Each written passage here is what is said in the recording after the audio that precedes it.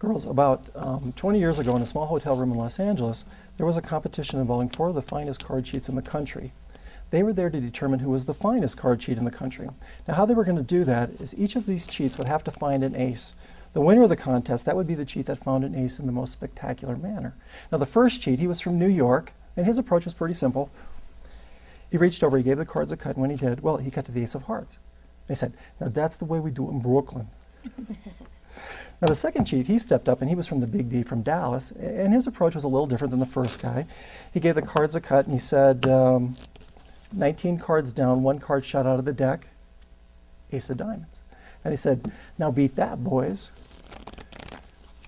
Now, the next cheat, he stepped up, and he was from Las Vegas, and he said, well, what you guys did, that's all right for the rest of the country, but that would just never fly in Las Vegas. It's just not flashy enough.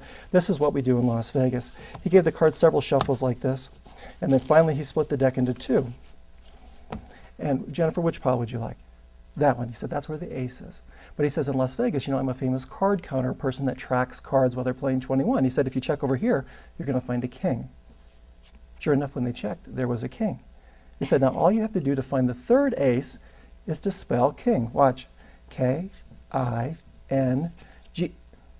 King. Sure enough, there was the third ace. Now, see, I could tell she was worried. So was I. Yep.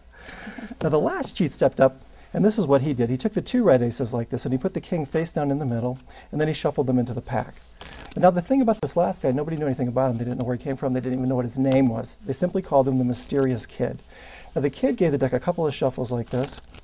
He gave it a cut, but when he spread the cards out, there was still only 1 card face down between the 2 red aces. Now, girls, a mystery is going to be solved here tonight. First of all, it's not the fact that you now know that the Mysterious Kid, well, he did find the last ace.